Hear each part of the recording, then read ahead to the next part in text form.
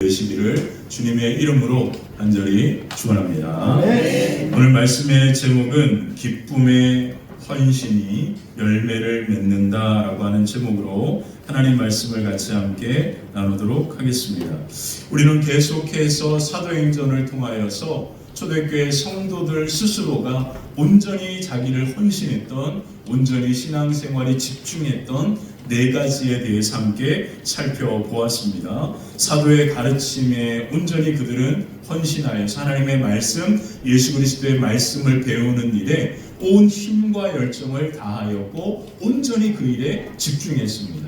그리고 두 번째, 함께 모여 성도의 교제를 나누는 것에 온전히 온 힘을 다했죠. 그리고 떡을 떼며 나누게 있었다. 하나님 앞에 예배하는 일에 온전히 헌신했습니다.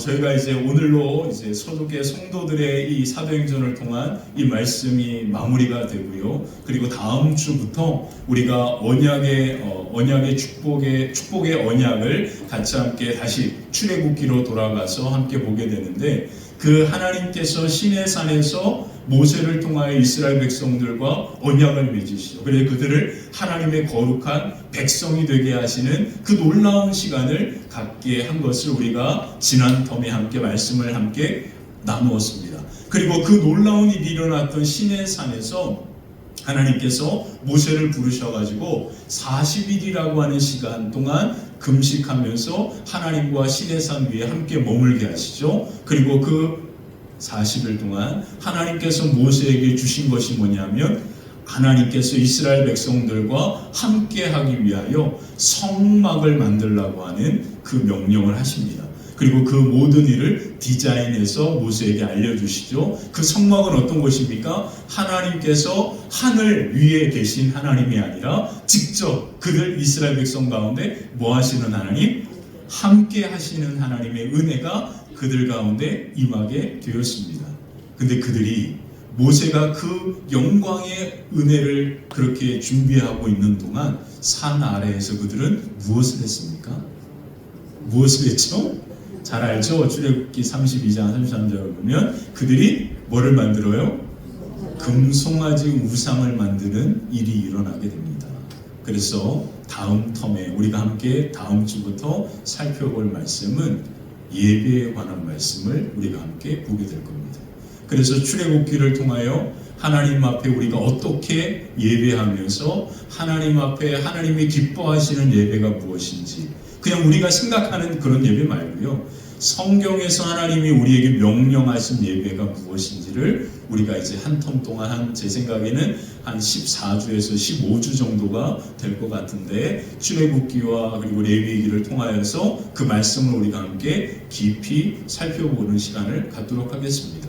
그 구약에서 모세오경에서 말씀하는 하나님이 명령하신 그 예배에 관한 그 모든 모습들이 초대교회 성도들이 예수님을 통하여 함께 예배 드리는 일에 스스로 헌신한 것과 이어지는 겁니다. 바로 예수님께서 이 땅에 언약의 하나님의 어린 양으로, 그리고 유월절에 그 어린 양으로 오셨기 때문에 예수님을 통하여서 하나님 앞에 예수의 피로 단번에 하나님 앞에 나아갈 수 있는 그 엄청난 예배의 은혜가 임하게 된 거잖아요. 그래서 짐승의 피가 아니라 히브리서 보면 우리는 예수의 피로 단번에 우리 모든 죄가 정결케 되어서 예수의 피를 힘입어 하나님 앞에 성소로 나아가는 그 예배, 그 예배가 바로 초대교회 성도들이 온전히 하나님 앞에 드렸던 예배입니다. 그래서 신앙생활에 있어서 가장 중요한 게 뭡니까? 예배인 거예요. 그래서 이런 말이 있습니다. 예배의 성공자가 인생의 성공자가 됩니다. 여러분들의 삶과 인생이 믿음의 가문과 기업이 세워지기를 원하신다면 여러분들은 오늘 예배의 성공자가 되셔야 합니다. 그래서 예배는요, 우리 모든 성도에게, 저에게도 너무나 중요한, 우리가 헌신해야 될 가장 첫 번째가 예배이기 때문에 이 말씀이 이제 마무리 되어지면서 초대교회 성도들이 집중했던 그 중에 하나, 예배에 관하여 떡을 떼며 하나님의 그 성찬, 예수님의 떡과 살과 피를 함께 나누었던 그 예배의 의미가 어떤 것인지를 이제 같이 함께 살펴보게 될 겁니다. 그리고 초대교회 성도들은 어떻게 했습니까? 지난주에 오로지 뭐에 힘썼다고요?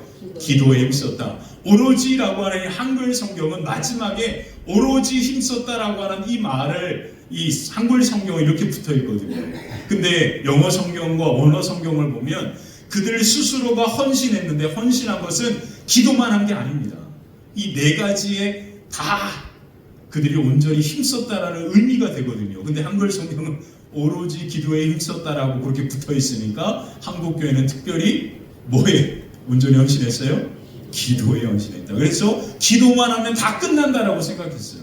예배도 대충 드려도 기도만 하면 돼. 성도의 교제를 그냥 자기 마음대로 해도 기도만 하면 돼. 그리고 뭐예요? 바로 우리가 하나님 앞에 바로 하나님의 말씀의 은혜 가운데 말씀을 배워야 하는데 우리는 뭐만 하면 돼? 기도만 하면 돼. 이런 식으로 신앙이 변질된 겁니다. 그래서 한국교회가 130년의 선교의 역사를 가지고 있지만 지금 교회의 모습은 이상하게 변했어요. 너무 심각합니다, 여러분. 우리가 이 초대교회에서 사도행전에서 말한 이 네 가지, 이것은 제가 여러분들께 말한 게 아니라 마틴 로이드 존스 목사님이 그의 첫 7권의 그 사도행전 설교의 책 가운데 가장 첫 번째 진정한 기독교가 무엇인가라고 하는 제목의 책에 가장 앞에 진정한 기독교는 이거다라고 하는 의미에서 사도행전 2장 42절 이 말씀을 새겨놓은 겁니다. 교회는 이겁니다. 성경을 가지고.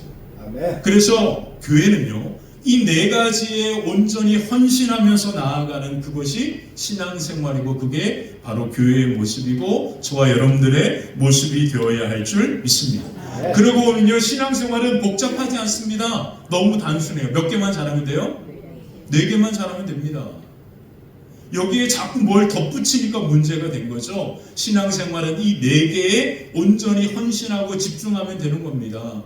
그래서 제가 여러분들께 한 5주간에 걸쳐서 이렇게 말씀을 같이 함께 살펴보면서 이 사도행전 2장 42절에서부터 47절을 벌써 오늘까지 5주를 살펴보는 거예요.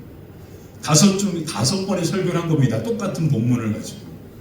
여러분, 이것이 얼마나 중요한 의미가 있는지를 하나씩 살펴보면서 우리가 이제 말씀을 마무리하는 시간을 갖도록 하겠습니다. 이와 같이 초대교회 성도들이요, 이 4가지 신앙에 이 깊이 스스로 헌신했을 때 그때 그 초대교회 가운데 어떤 일이 일어났는지 오늘 성경은 우리에게 이렇게 말해줍니다. 47절을 같이 한번 읽어볼까요? 47절입니다. 함께 읽겠습니다. 하나님을 찬미하며 또 모든 백성에게 신성을 받으니 주께서 구원받는 사람을 날마다 더하게 하시니라. 아멘. 가장 먼저 뭐라고 되어 있습니까? 하나님을 그들이 뭐 했다고요? 찬양했다. 그리고 하나님을 찬양하는 예배 공동체로 세워졌다라는 뜻이겠죠. 초대교회 하면 어떤 교회입니까? 하나님 앞에 뭐 하는 교회? 찬양하는 교회였습니다. 그래서 찬송이 뜨거울 때 그 교회는 부흥의 조짐이 나타난 겁니다. 우리 교회는 이미 부흥의 조짐이 이미 나타났다 말씀드렸죠. 어디에서부터 나타났다고요? 저기 뒤에 있는 어항에서부터 벌써 부흥의 조짐이 나타나고 있어요. 저 어항이 우리 생명이 있는 것들은 다 영향을 받잖아요. 근데 저희가 여기서 예배 때마다 찬양하고 뜨겁게 찬양하니까 어항에 있던 물고기가 그 찬양 소리를 듣고 뭐 한 거예요? 생명이 역사하는 부흥의 역사가 오늘도 보니까 또 부흥이 있더라고요. 깜짝 놀랐어요. 오늘도 보이지 않던 것들이 막 보이기 시작하는데 정말 눈에 보일랑 말랑하는 이 작은 것들이 다니는데 너무 행복하고 감사한 거예요. 이게 생명의 역사라고 하는 거죠. 잘 되는 집에는 이와 같은 일들이 일어나기 마련입니다.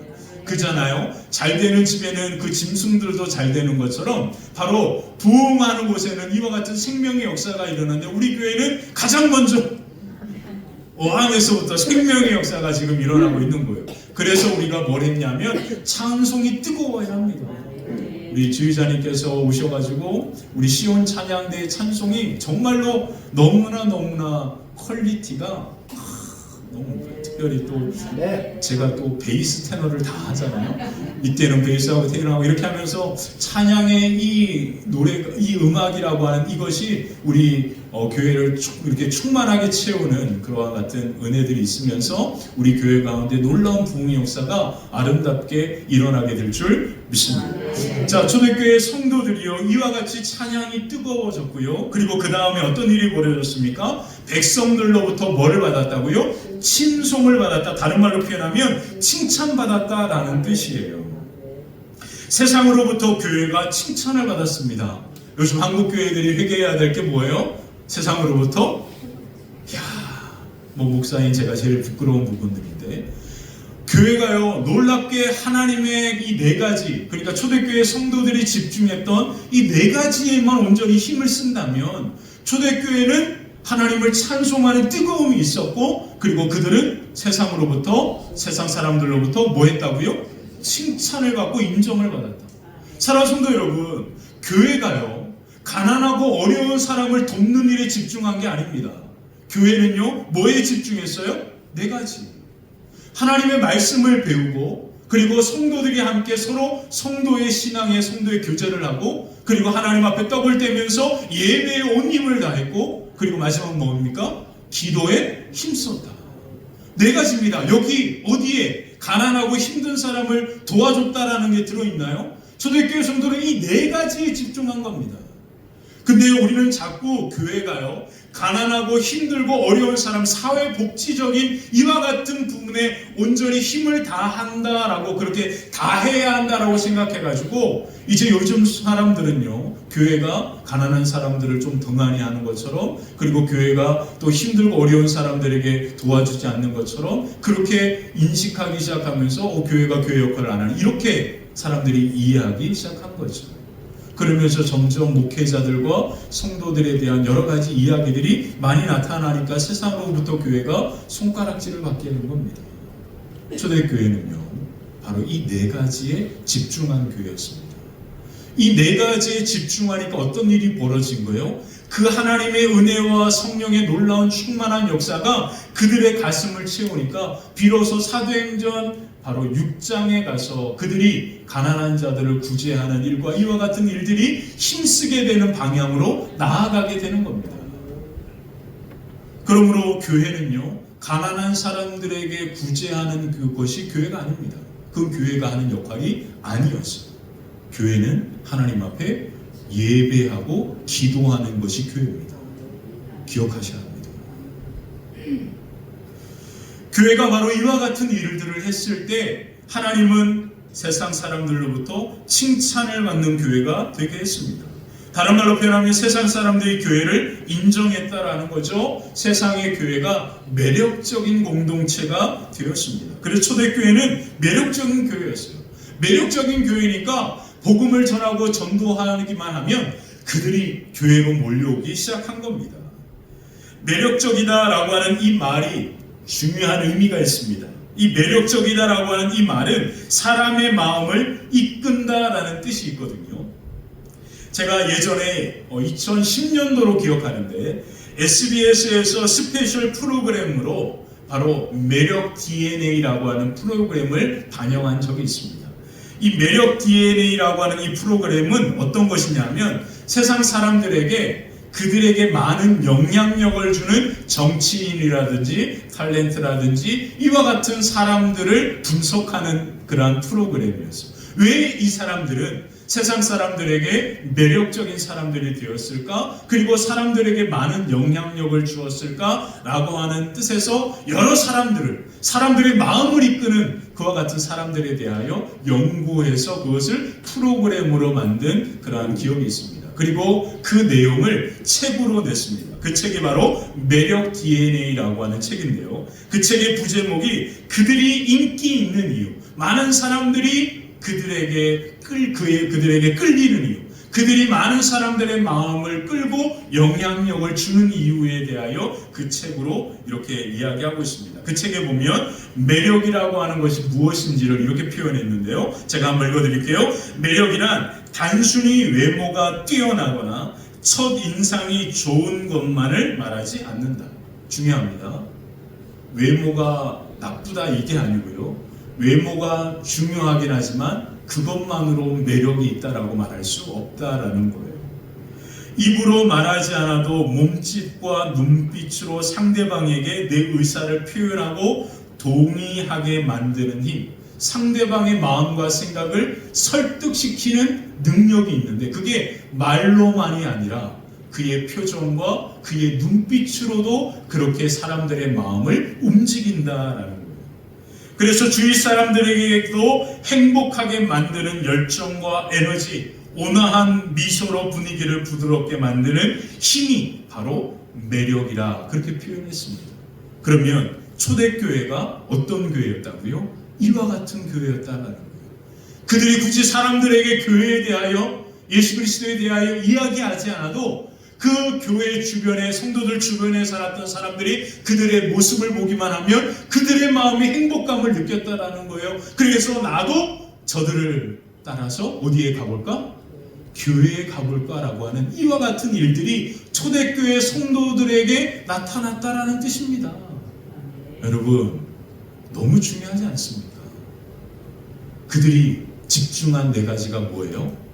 바로 하나님의 말씀을 배우고 훈련하는 일, 그리고 성도의 교제를 나누는 것, 그리고 뭐예요? 떡을 떼며 하나님 앞에 예배하는 것, 그리고 마지막이 무엇입니까? 기도에 힘씁니다. 저는 우리 화평교회가 초대교회와 같은 매력적인 교회가 되었으면 좋겠습니다. 그래서 우리는 이 일에 힘쓰면 되는 겁니다. 다른 거 자꾸 더하고 빼고 하지 마시고요. 교회가 이래야지 이런 말 하지 마시고요. 이 네 가지에 우리 스스로가 온전히 헌신하고 집중하며 나아가면 세상 사람들이 우리를 볼 때 우와, 저 사람 너무 멋지다. 난 저 사람과 얘기만 하면 너무 행복해. 나도 저 사람 따라서 화평교회 가고 싶어. 이런 말이 나와야 되는 거죠. 우리가 매일같이 귀찮게 가가지고 우리 교회 한번 가자 이렇게 해가지고 끈질기게 그 사람을 이끌어오는 게 아니라 내가 말하는 거, 내 표정, 내가 온화한 미소를 짓는 그 내 모습 그들을 보면서 사람들이 와, 저 사람 너무 행복해 보여. 나도 저 사람 따라서 어디 가봐야겠어? 화평교회 한번 가봐야겠다. 이런 이야기, 이런 얘기를 듣는 칭찬받는 교회가 저와 여러분들이 되어지시기를 주님의 이름으로 축원합니다. 이 교회가 바로 세상에 희망과 소망을 주는 화평교회가 될 줄 믿습니다. 누가는요, 너무 중요합니다. 누가는요, 사도행전에서 이와 같은 매력적인 교회가 되어서 많은 사람들이 교회 가운데 구원받는 사람의 수가 더하여졌다라고 말하면서 이 초대교회가 매력적인 교회가 될 수 있었던 이유를 이렇게 언급하고 있습니다. 우리 47절을 다시 한번 볼까요? 47절 너무 중요한 말이 나옵니다. 다시 한번 이제 보겠습니다. 함께 읽어볼게요. 시작. 하나님을 찬미하며 또 온 백성에게 신성을 받으니 주께서 구원받는 사람을 날마다 더하게 하시리라. 아멘. 누가는요, 초대교회가 하나님을 찬미하고요, 뜨거웠고요, 찬양이 뜨거웠고요, 온 백성이 그들의 마음을 이끄는 매력적인 교회가 되었다. 그래서 구원받는 사람들이 더하여졌다. 근데 누가는 중요하게 표현하고 있는 한마디가 있습니다. 47절 한번 보시죠. 거기에 가장 중요한 말은 무엇이냐면 구원받는 사람을 더하셨다라고 하는 말 앞에 뭐가 있죠? 뭐가 있습니까? 주께서입니다. 주께서. 뭐라고요? 뭐라고요? 너무 중요합니다. 이와 같은 놀라운 일들이 그들 때문에 일어난 게 아니라 누구를 통하여 일어났다고요? 주께서, 하나님께서 하셨다. 이게 중요한 겁니다. 그러면 이제 말씀을 정리해 볼게요.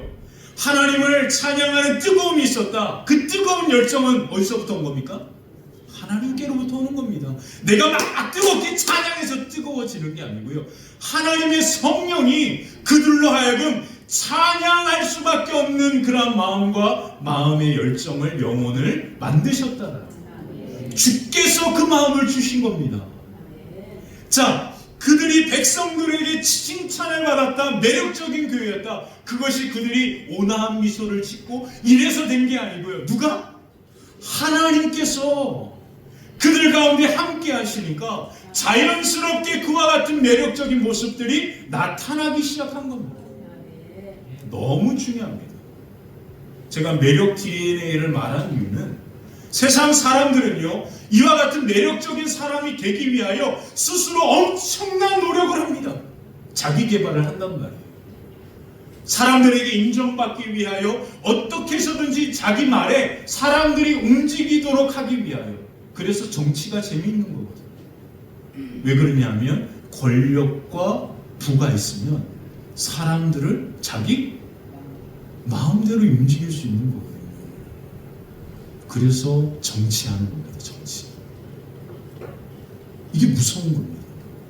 사람들은요, 자기의 권력과 힘을 자랑하기 위하여 어떻게 해서든지 스스로 노력해가지고 매력적인 사람이 되려고 합니다.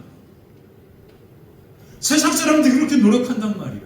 근데 우리는 그 방법이 아니라 누가요?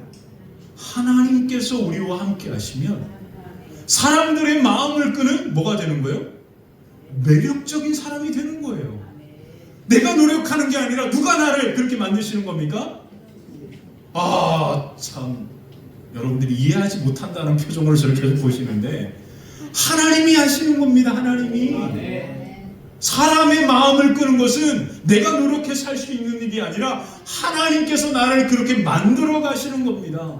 그러므로 하나님이 함께 하시는 그가 매력적인 사람이 되는 거죠. 그 이야기를 성경은 창세기부터 끊임없이 우리에게 하고 있는 겁니다. 아브라함이 그랬고, 이삭이 그랬고, 야곱이 그랬고, 가장 중요한 사람 요셉이 그랬다. 그겁니다. 하나님이 함께 하시니까 초대교회가 매력적인 교회가 되었습니다. 그러므로 우리 화평교회는 하나님이 함께하는 교회가 되어야 할 줄 믿습니다. 그랬더니 어떤 일이 벌어집니까? 놀라운 부흥의 역사, 사람들이 더하여지는 역사가 일어나게 되었다라는 거예요. 사랑하는 성도 여러분, 이겁니다. 부흥은요, 어떤 슬로건이 아닙니다. 부흥은요, 우리의 기도 제목도 아닙니다. 부흥은요, 누가 하시는 일입니까? 하나님이 하시는 일입니다. 저는요, 우리 화평교회가 놀랍게 부흥했으면 좋겠습니다. 근데 우리가 노력하고 우리의 막 열정과 에너지를 막 그렇게 쏟아가지고 땀을 뻘뻘 흘리면서 온전히 헌신해가 일어나는 부흥 말고요, 하나님이 하시는 부흥을 원합니다. 이게 진짜거든요.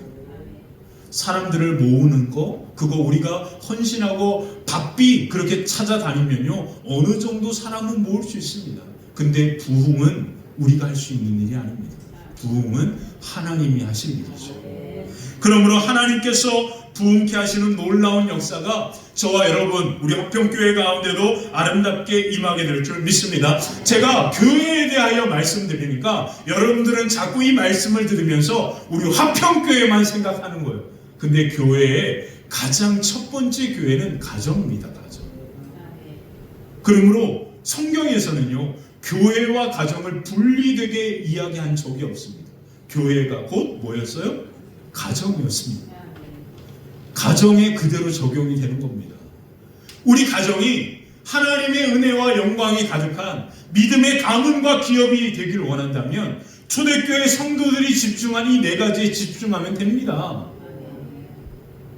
여러분, 제가 이제 마지막 정리하면서 여러분들에게 이 말을 드리는 이유는, 지금 제가 교회를 살펴본 것은 우리 화평교회를 위하여 말씀을 전한 게 아니고요, 여러분들의 가정을 위하여 전한 겁니다. 여러분들의 가정이 이 초대교회와 같은 모습이 되면 여러분들의 가정 또한 하나님을 찬양하는 뜨거움이 있고, 그리고 많은 사람들에게 뭐 하는 거예요? 칭찬받는 가정이 되고, 그리고 여러분들의 가정을 통하여서 수많은 사람들이 다시 살아나는 생명의 역사가, 믿음의 가문이 세워지는, 믿음의 기업이 세워지는 놀라운 은혜가 저와 여러분들의 걸음과 가정 위에도 가득하게 되시기를 주님의 이름으로 간절히 축원합니다.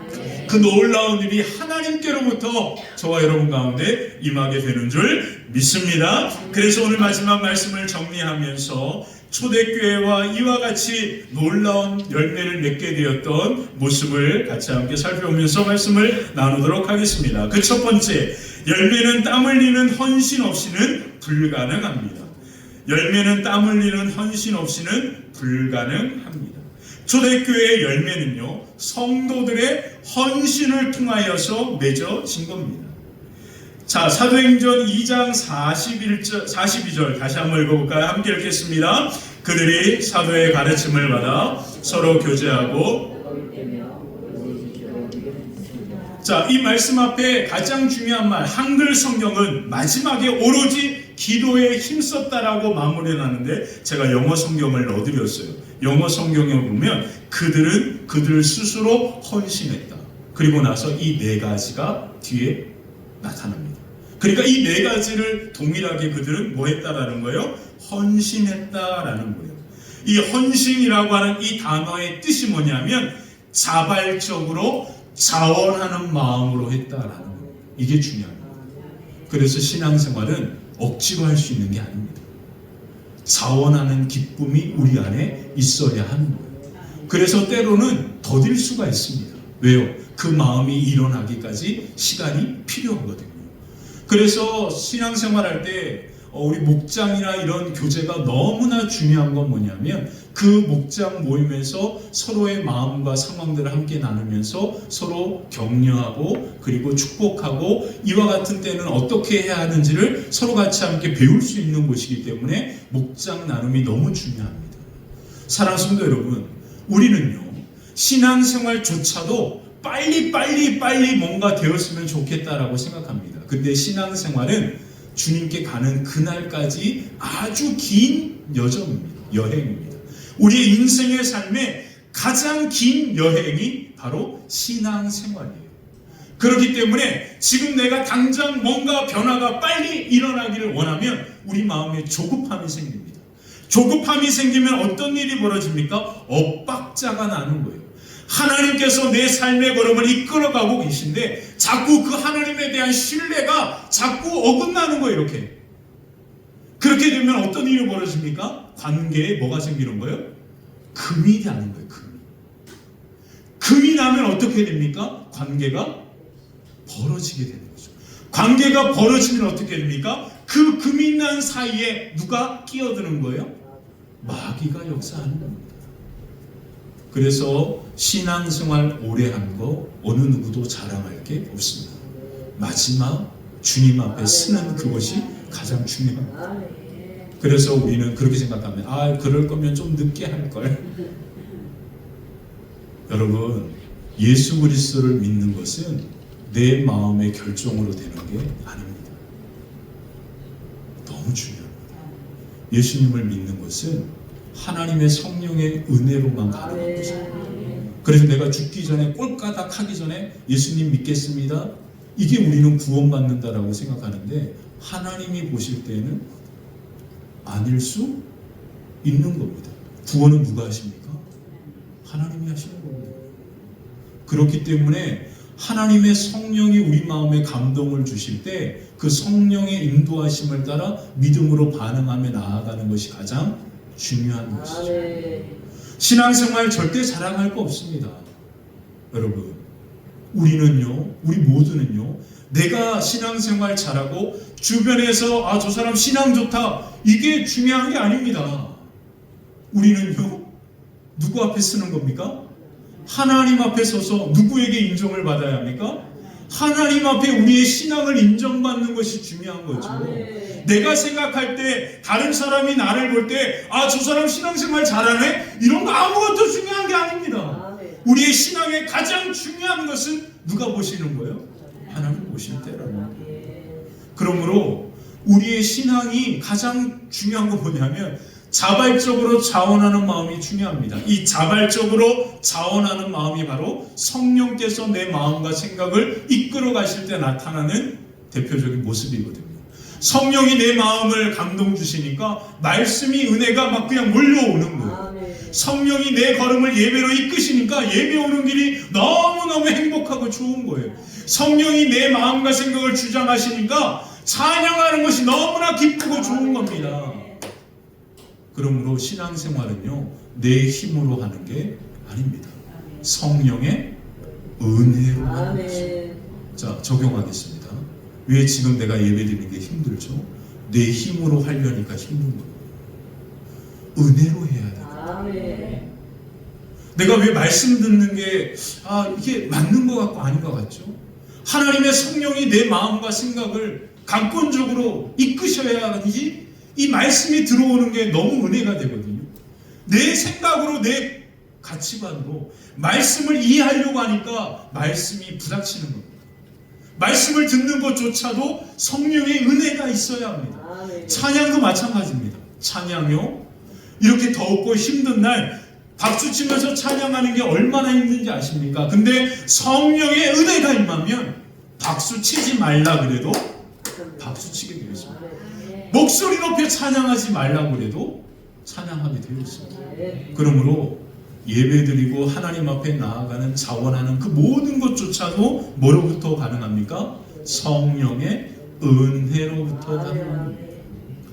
그래서 예수님께서 헌신을 통하여 열매 맺는 것이 무엇인지를 마태복음 20장에 이렇게 말씀하시죠. 우리 마태복음 20장 28절 한번 읽어볼까요? 인자가 온 것은 섬김을 받으려 함이 아니라 도리어 섬기려 하고 자기 목숨을 많은 사람의 대속으로 주었느니라. 예수님께서 이와 같은 헌신의 삶으로 나아가기 위해서 예수님이 하신 것은 뭡니까? 바로 하나님의 성령의 은혜를 간절히 기도했잖아요. 마지막 십자가를 지시기 전날 겟세마네에서도 예수님은 뭘 하셨습니까? 기도하셨잖아요. 뭐가 필요하니까? 성령의 은혜가 필요하니까. 그러므로 하나님의 성령의 은혜로 자원함으로 헌신하는 그 자리에 반드시 뭐가 맺어질 수 있습니까? 열매가 맺어지게 됩니다. 사랑하는 성도 여러분, 여러분들이 교회에 와서 헌신하며 수고하는 그 모든 것이 하나님의 성령의 은혜로 감당하며 나아가길 원합니다. 저도 마찬가지입니다. 설교하는 목사지만 이 설교가 내 힘으로 준비해서 진행되면 이곳에 쓰는 자체가 너무 어려울 거예요. 그래서 이곳에 쓸 때까지 제가 하는 게 뭐냐면 성령의 은혜를 구하는 겁니다. 여기 앞에서 찬양 끝나고 제가 짧은 시간이지만 계속 반복적으로 구하는 건 성령의 은혜를 제게 주십시오. 은혜로 감당하기를 원합니다. 이렇게 하면서 나아가야지만 이것을 겨우겨우 감당할 수 있는 겁니다. 안 그러면 너무 부담스러워요. 주일이 오는 게 너무 괴로워요. 아니 주일은 안식일인데 왜 목사는 그래서 월요일 하시는 거 무슨 의미가 있죠? 안식일 날이 우리 모두에게 힘이 되어야 하는데 목사도 이 안식일 날 말씀을 전하면서 힘이 되어야 하는데 안식일만 끝나면 녹초가 돼가지고 월요일 날 일어나지도 못하는 그게 뭔가 안식을 하는 겁니까? 성령의 은혜가 아니면 이것을 감당할 수 없는 겁니다. 찬양대도 마찬가지입니다. 우리가 섬기는 모든 것들은 다 마찬가지. 저는 섬기는 게 예배에 온 그 모든 것도 성령의 은혜가 아니면 올 수 없는 겁니다. 그러므로 우리는 오직 하나님의 성령의 은혜를 구하면서 그 은혜 가운데 하나님 앞에 모든 영광을 돌리며 헌신할 때 놀라운 풍성한 열매가 저와 여러분들의 삶과 걸음과 가정 위에도 아름답게 임하게 될 줄 믿습니다. 초대교회 성도들은요, 이 예수님의 헌신한 모습을 가까이서 다 본 거예요. 그래서 날마다 성전에 모여서 하나님 앞에 기도하면서 성령의 은혜를 구했던 거죠. 성령의 은혜를 구했더니 그들이 어떤 헌신을 했습니까? 44절부터 46절에 보니까 이런 헌신을 합니다. 한번 읽어볼게요. 믿음의 사람이 다 함께 있어 모든 물건을 서로 동용하고 또 재산과 소유를 팔아 각 사람의 필요에 따라 나눠주며 날마다 마음을 같이하여 성전에 모이기를 힘쓰고 집에서 떡을 떼며 기쁨과 순전한 마음으로 음식을 먹고. 아멘. 이 모든 일이 가능한 이유는 뭡니까? 그들에게 성령의 은혜가 있었기 때문입니다. 사랑하는 성도 여러분, 오늘 저와 여러분들이 성령의 은혜로 우리 모두가 예배했으면 좋겠습니다. 은혜가 아니면 이 자리에 앉아있는 자체가 괴로운 거예요. 그래서 예배 드릴 때 우리가 구해야 할 것은 성령의 은혜입니다. 은혜. 혹시 우리 예배 드리기 전에 성령의 은혜를 간절히 구하신 분 손들 좀 하세요. 제가 당황할 것 같아서. 사랑하는 성도 여러분, 신앙생활 우리 힘만 하는 게 아닙니다. 은혜가 없으면 걸어갈 수 없는 것이 신앙생활이고 그리고 열매도 맺을 수 없습니다. 열매가 맺어지지 않지 않으면 신앙생활은 메마르게 되어 있습니다. 그러니까 신앙생활 하다가 어떤 위기가 찾아오면 그냥 다 버리고 그렇게 손 놓아버리는 이유가 여기 있는 겁니다. 첫 단추가 잘못된 겁니다. 세상 모든 종교는요, 네가 열심히 하면 뭐를 받는다? 이겁니다. 구조가. 네가 열심히 고행을 하면 부처가 된다라는 거예요. 네가 열심히 고행하면서 기도하면 마리아께서 내 기도를 하나님께 전달한다는 거예요. 네가 열심히 고행하면, 거룩하게 하면 하나님이, 신이 너에게 축복해 준다는 거예요. 근데 신앙생활은 다른 겁니다. 하나님의 은혜가 우리 가운데 임해야 신앙생활이 가능합니다. 그리고 그 은혜를 통하여 우리의 걸음 가운데 헌신하는 자리마다 풍성한 열매가 맺어지게 될 줄 믿습니다. 자, 그래서 요한복음 15장에 예수님은 이렇게 말씀하신 거예요. 열매를 맺지 아니하는 가지는 아버지께서 그것을 뭐하여 버리신다고요? 제거해 버리신다. 그래서 열매를 맺는 가지는 더 열매를 맺게 하기 위하여 그것을 깨끗하게 하신다. 다른 말로 표현하면 뭐합니까? 하나님께서 끊임없이 성령의 은혜를 물붓듯 허락하셔서 풍성한 열매가 맺어지게 하신다라는 거예요. 여러분, 제가 한 분을 소개시켜 드리는데 이분의 강의를 꼭 한번 들어보셨으면 좋겠습니다. 장세희 선생님이신데요. 이분은 바로 서울대에서 이제 졸업하시고 뇌 전문의입니다. 이 뇌 전문의로 20년 동안 그렇게 생활하셨는데 이분의 특별한 취미가 요즘 유명합니다. 그게 뭐냐면 달리는 러너라고 표현하는데요. 이와 같은 취미를 갖고 있습니다. 의사면서도 그렇게 이 달리는 일을 너무나 좋아한 거예요. 그래서 이분이 책을 썼는데 길 위의 뇌라고 하는 책을 씁니다. 이 길 위의 뇌라고 하는 이 책의 가장 중요한 핵심은 뭐냐면 오늘의 운동이 내일의 내 몸과 내 건강을 결정한다. 내 건강을 결정하는 것은 오늘 내가 운동하는 건데 그 운동은 걷는 운동이 아니라 뭐 하는 거라고요? 달리는 운동이라 그렇게 표현합니다. 그래서 전문용어로 뇌가소성이라고 하는 말을 했는데요. 이 말은 뭐냐면 뇌를 끊임없이 자극을 주어야 뇌가 활동하면서 땀을 흘린다라는 거예요. 뇌가 헌신한다라는 거예요. 땀 흘리는 헌신이 있을 때 비로소 뇌가 건강하게 된다라는 거예요. 근데 이 뇌를 그렇게 움직일 수 있도록 자극하는 방법은 딱 하나밖에 없다라는 거예요. 그게 뭐냐면 달리는 거예요. 달리는. 그래서 이 달리는 것을 유산소 운동이라고 표현하는데 우리는 걷는 것을 유산소 운동이라 생각하는데 걸으면요 우리의 뇌가 움직이지 않는 거예요. 그래서 심박수 복잡한 얘기는 다 뒤로 할게요. 달리는 이유는 뭐냐면 달릴 때 비로소 내 심장이 뛰기 시작하고 그 심장에서 뛰는 피가 뇌를 자극하는 거예요. 그래서 뇌가 끊임없이 움직이는 거예요. 끊임없이 움직이는 게 뭐예요? 땀을 흘리면서 헌신한다는 거예요. 땀을 흘리면서 헌신할 때 우리 몸에서 뇌가 헌신하기 시작하면 우리의 몸과 우리의 모든 신체 기관들이 뭐하게 된다? 건강해진다라는 뜻입니다. 그래서 내가 오늘 달리지 않으면 내일의 뇌의 건강은 보장받을 수 없다라고 하는 이야기입니다. 그래서 제가 이 강의를 듣고 달리기를 시작했어요. 너무 좋아요.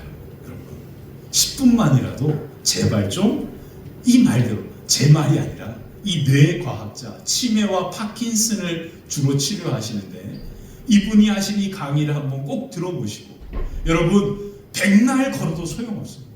뇌가 자극받지 않아요. 근데 뇌가 자극받는 우리 심장에 그 뛰는 횟수가 있는데 그 뛰는 횟수를 도달하게 하는 것은 가장 좋은 방법은 달리는 거다라고 얘기해요. 그래서 이 이야기 듣고 오늘 무리하게 또 막 달리지 마시고 더울 때는 시원할 때 이렇게 지혜롭게 하세요. 제발 좀 제가 알려드렸다고 그냥 무조건 달리시면 안 되고 달리는 방법도 있습니다. 무턱대고 그냥 달려야지 막 이렇게 하지 마시고요. 그렇게 해서 좀 여러분들의 뇌를 자극하는데 이게 오늘 첫 번째 말씀입니다. 땀을 흘리는 헌신이 없으면 결코 뭐가 없다? 열매가 없는 겁니다. 근데 그 헌신은 어디로부터 오는 거예요? 성령의 은혜로부터 오는 겁니다. 그래서 우리가 성령의 은혜를 간절히 구하는 거죠. 그래서 성령의 은혜가 우리 가운데 임하게 되면 우리는 움직이게 되고요. 그리고 그 움직이는 땀 흘림의 헌신을 통하여 저와 여러분들의 삶과 걸음에도 풍성한 열매가 아름답게 맺어지게 될 줄 믿습니다. 자, 두 번째, 헌신은 사랑의 마음에서 시작됩니다. 초대교회 성도들은요, 기쁨과 순전한 마음으로 헌신했습니다. 기쁨과 순전한 마음, 이게 무엇을 의미할까요? 헌신하면서 기뻤다, 헌신하면서 깨끗한 마음으로 오염되지 않은 마음으로 해요. 이게 아니고요, 이 기쁨과 순전함은 바로 사랑을 의미합니다. 사랑. 그래서 헌신은요, 누가 많이 헌신하고 누가 덜 헌신하고 기준이 없습니다. 내가 하나님을 사랑하는 마음으로 하는 모든 것들은 다 헌신이고, 이해가 되시죠? 그래서 우리는 자꾸 신앙생활을 저 사람은 나보다 더 많은 것들을 뭔가 하네, 이래서 저 사람이 나보다 신앙이 좋다, 이렇게 얘기하는 것은 바른 시각이 아닙니다. 헌신은요, 사랑을 통해서 하나님 앞에 반응하는 겁니다. 근데 그 기쁨과 순전한 마음은 하나님께서 우리를 사랑하시기 때문에 그 사랑이 우리가 반응함으로 나타나는 것이 바로 헌신이라고 하는 거예요. 그래서 헌신은 결코 내가 억지로나 인식함으로 할 수 있는 게 아닙니다. 내가 받은 그 사랑이 무엇인지를 아는 사람만이 그 사랑으로 하나님 앞에 뭐 하게 되는 거예요? 기쁨과 순전한 마음으로 헌신하게 되는 겁니다. 근데 사랑은요, 크고 작음이 있을 수 없습니다. 그냥 하나님을 뭐 하는 거예요? 사랑하는 거예요. 그리고 그 사랑하는 방법 또한 내 형편과 환경에 따라서 그렇게 하면 되는 겁니다. 근데 우리가 신앙생활 하다 보면 우리 아이들 키울 때에도 아이들을 항상 누구와 비교하죠? 옆집 아들과 비교하잖아요. 항상 이와 같은 비교 가운데서 우리가 자랐기 때문에 신앙생활도 자꾸 비교하려고 그래요. 저 사람 보니까 나는 이렇게도 못하는데 저 사람 저렇게 하네. 그래서 자꾸 그렇게 하지도 못하면서 자꾸 그것을 부러워하다 보니까 그 헌신이 기쁨으로 순전한 마음으로 하는 헌신이 아니라 뭐 하게 되는 거예요? 억지로 하는, 힘겹게 하는 헌신이 되어버리는 거예요. 여기서 초대교회 성도들은요, 그들은 어떻게 헌신했냐면 기쁨과 순전한 마음으로 하나님의 그 사랑을 그 가슴으로 가득 채우고 그 사랑 앞에 반응하는 헌신으로 나아갔다라고 성경은 말하고 있습니다. 그러면 오늘 하나님께서 우리에게 베풀어 주신 사랑은 뭐가 다른가요? 초대교회 성도들이 받았던 사랑과 우리가 받은 사랑은 똑같은 하나님의 사랑입니다. 그리고 초대교회 성도들은 그 하나님의 사랑을 받고 그 사랑 앞에 그들은 반응한 거죠. 그리고 그 반응함이 기쁨과 순전한 마음으로 하는 헌신으로 나타나게 된 겁니다. 저는 우리 사랑하는 성도들과 같이 함께 한 달 동안, 7월 한 달 동안, 벌써 한 달이 되어갔네요. 한 달 동안 열심히 몸과 마음과 땀 흘림과 또 재정적인 헌신을 통하여 리모델링의 시간을 갖게 되었습니다. 저는 사랑하는 성도님들 하는 거 보면서 너무나 감사했습니다. 우리 교회가 바로 초대교회 성도들의 모습이었구나. 그런 기쁨과 순전한 마음이 여러분들 안에 있음에 대하여 내가 너무나 기쁘고 감사했습니다. 그러므로 저와 여러분들이 이미 초대교회 성도들이 하고 있는 이 기쁨과 순전함의 사랑을 통한 헌신의 걸음으로 나아가고 있음을 기억하셨으면 좋겠습니다. 뭐 특별한 거, 뭐 엄청난 거, 그런 게 중요한 게 아닙니다. 제가 오늘 말씀 정리하면서 살펴보면서 그런 생각을 했어요. 우리가 높은 산에 올라가면 높은 산에서 보는 그 아래에 보는 모든 건물들은 다 뭐만 하죠? 점만 하잖아요. 비행기 타보면 더 합니다. 우리가 아래에서 봤을 때는 산들도 높이가 다 다른 것 같은데 비행기 위에서 보면 산도요 다 똑같아요. 우리 집 뒷산이나 에베레스트나 백두산이나 한라산이나 하늘에서 보면 다 똑같은 그냥 뭐예요? 산에 불과한 겁니다.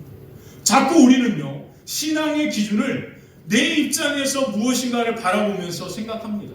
근데요 하나님께서 보실 때에는 헌금을 많이 하는 사람이나 적게 하는 사람이나 뭐 예배를 정말로 엄청나게 뭐 많은 시간을 통해서 섬기는 사람이나 적게 하는 사람이나 하나님 보실 때는 다 똑같습니다. 근데 하나님이 보시는 것은 딱 하나입니다. 그 모습이 바로 어디서부터 나오는 거예요? 하나님을 사랑하는 마음에서 하는 헌신이지. 그거 하나 보시는 거예요. 사랑하는 성도 여러분, 저와 여러분들이 하나님의 사랑을 받고 그 사랑에 반응하여 사랑으로부터 기쁨과 순전함으로 헌신하며 나아갈 때 세상이 빼앗을 수 없는 하나님의 성령의 선물, 그 기쁨의 은혜가 저와 여러분들의 마음 가운데 넘쳐나게 될 줄 믿습니다. 그래서 마지막 세 번째, 헌신의 방향이 분명해야 합니다. 초대교회 성도들은요, 기쁨과 순전한 마음으로 하나님의 사랑 앞에 헌신하며 반응했습니다. 근데 그 헌신의 방향은 매우 분명합니다. 이게 마지막 중요한 거예요. 헌신의 방향이요, 명확하게 정해져 있습니다. 그건 뭐냐면 생명을 살리는 것입니다. 생명을 살리는 일에, 바로 복음을 통하여 생명을 살리고 열매 맺는 일에 그 헌신의 방향이 맞춰져 있었습니다. 그리고 초대교회 성도들은요, 성령의 놀라운 은혜와 은총을 가지고 복음을 전함을 통하여서 그들의 주변의 사람들을 생명 가운데 살리는 이와 같은 일들에 온전히 힘쓰며 나아갔다라고 하는 사실들을 이제 사도행전은 우리에게 계속해서 보여주게 됩니다. 그때 사도행전 3장에 보니까요, 이와 같은 놀라운 일들이 일어나고 난 다음에 가장 첫 번째 사도행전 누가는 이와 같은 기적의 사건을 이야기합니다. 베드로가 기도하기 위하여 성전에 올라갔을 때 성전 문 앞에 앉아서 구걸하던 한 사람을 만나게 되죠. 그 모습에 눈에 들어오게 된 겁니다. 그리고 그에게 다가가서 바로 베드로와 요한이, 베드로가 그에게 이와 같이 이야기합니다. 은과 금은 내게 없거니와 내게 있는 것을 내게 주노니 뭐예요? 나사렛 예수의 이름으로 일어나 걸으라. 그렇게 명령합니다. 내게 있는 것, 그게 뭡니까? 예수 그리스도의 이름으로 그 사람을 일으켜 세웠다라는 거예요. 그러므로 그 베드로의 안에는 뭐가 있다라는 겁니까? 예수 그리스도의 이름, 하나님의 사랑이 그 마음을 가득 채우고 있었다라는 거죠. 그리고 그 사랑을 바로 그에게 흘려보내는 겁니다.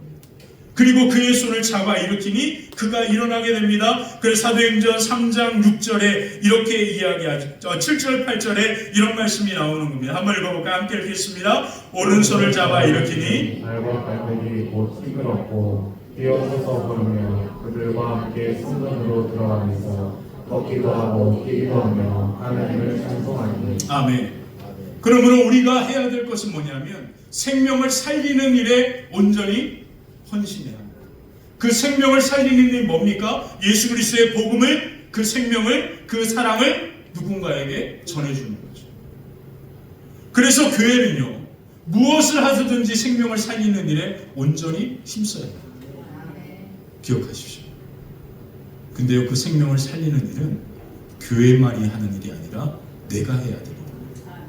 내가 지금 하고 있는 것이 생명을 살리는 일인가를 생각해 봐야 하는 거예요.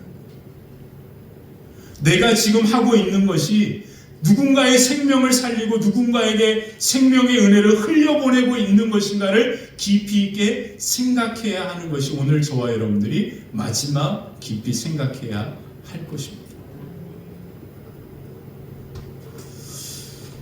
제가요, 이제 여러분들과 함께 말씀을 전하고 이렇게 하면서 여러분들에게 우리 교회가 어떠한 모습이 되어야 할까라고 하는 그 고민 가운데 세상에 희망을 주고 소망을 주는 교회가 되었으면 좋겠다라고 하는 그런 말씀을 함께 나누었습니다. 세상에 희망을 주고 소망을 주는 것은 단 하나, 우리 안에 있는 생명을 흘려보내는 거거든요.